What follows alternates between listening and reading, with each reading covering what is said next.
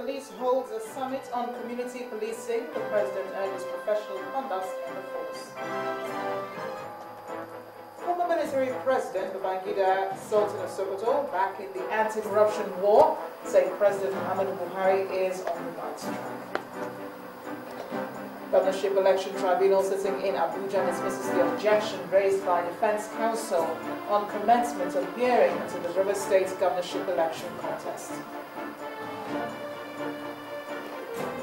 A deadly bomb blast hit central area of Thailand's capital, Bangkok. The least 90 people are killed.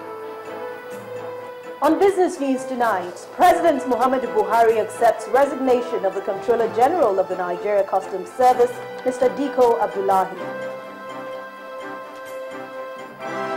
And on sports news tonight, Super Eagles coach Sunday Olise releases 18-man list for AFCON qualifier against Tanzania.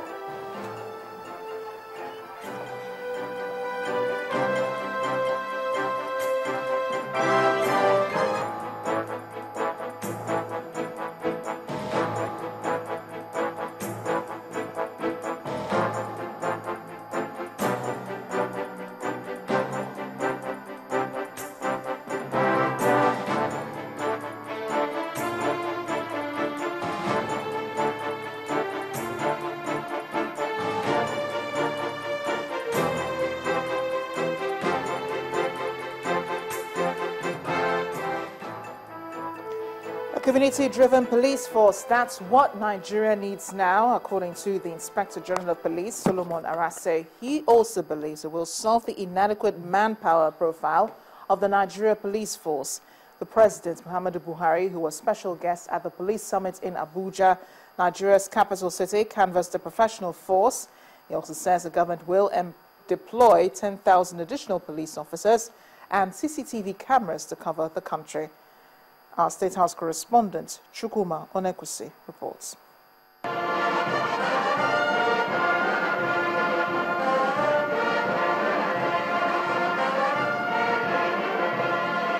It is often said that the police is your friend, but this saying may not be going down well with many communities in Nigeria. Hence the theme of this summit, Community Partnership Approach to Internal Security and Crime Management. A summit that has attracted traditional rulers and other well-meaning Nigerians who here joined the Nigeria Police Force to find out how to tackle insecurity issues in communities in Nigeria. Also present is President Muhammadu Buhari, a special guest of honor. The Inspector General of Police, Mr. Solomon Arase, takes to the podium proposing a community-driven policing as alternative to curbing insecurity in the country. The particular challenges of dwindling budgetary resources, inadequate manpower profile, weak logistic base to cope with the expansive nature of our mandates and jurisdiction, as well as the extent challenges of terrorism, are best addressed through citizen-driven policing model. In considering the proposal for citizen-led policing framework, it is vital that the modalities for a sustainable funding strategy for the Nigerian Police Force be concurrently explored.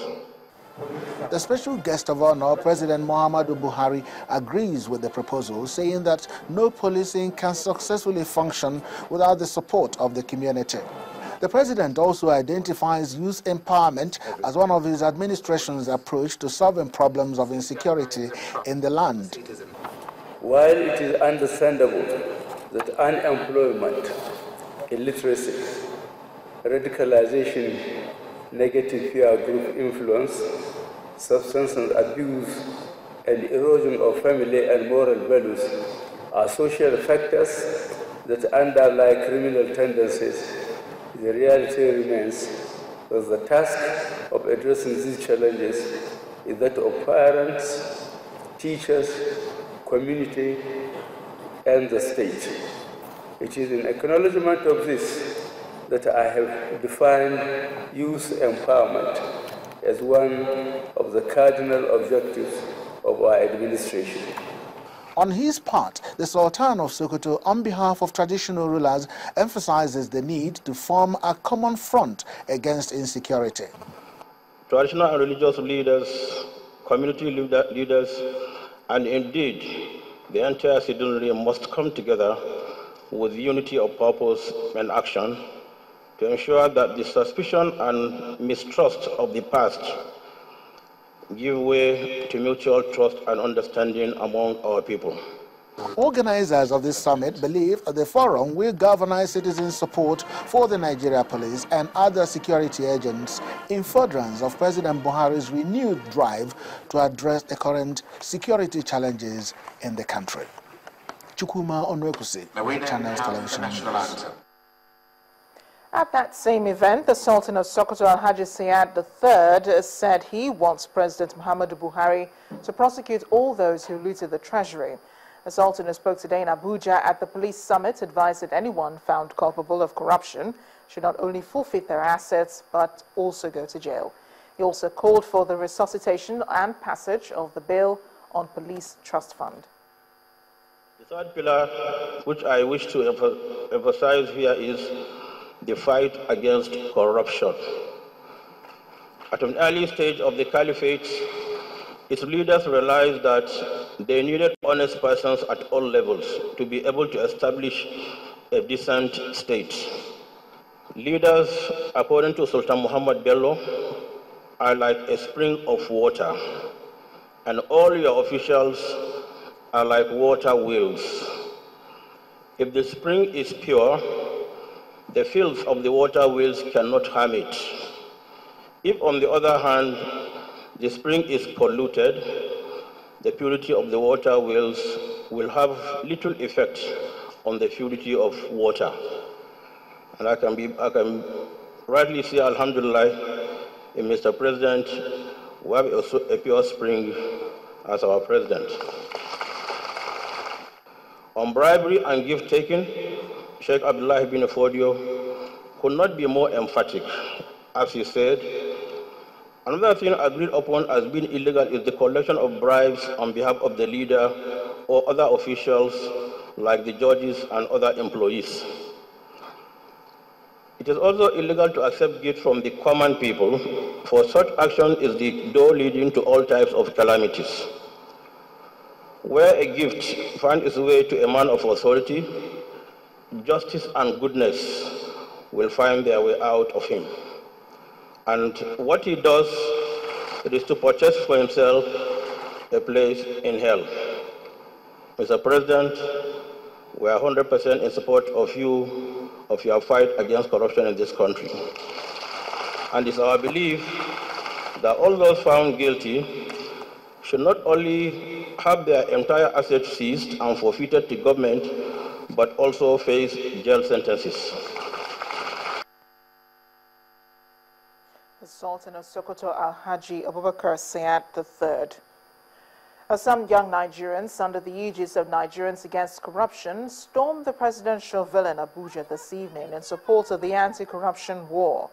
The group, which says it is in total support of the ongoing anti-corruption investigation, asked the president to remain focused and warned opinion leaders not to truncate the process. The president asked me to come, number one, to give his appreciation that you have come on this solidarity visit, because that is what it is. Yes. Yes. Solidarity on the anti-corruption war. Yes. He said, I should extend his appreciation to you. Indeed, if not that he had other scheduled activities, he would have loved to receive you personally. But he says, I should extend his appreciation to you. Correct.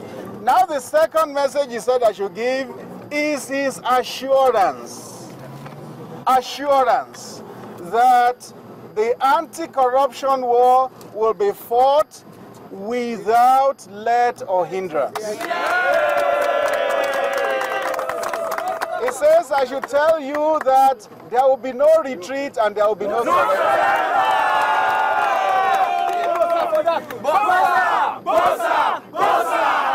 It is time for Nigeria to change course, and that is why he came. Now that he is the president, he is determined that the country must change course. Meanwhile, the United States government has advocated stiffer sanctions for Nigerians involved in financial crimes, irrespective of their positions. The Deputy Chief of Mission at the U.S. Embassy, Mrs. Maria Brewer, told the Economic and Financial Crimes Commission at a cross-border financial investigations training in Abuja that the U.S. government will help minimize illicit cash flow used to finance terrorism.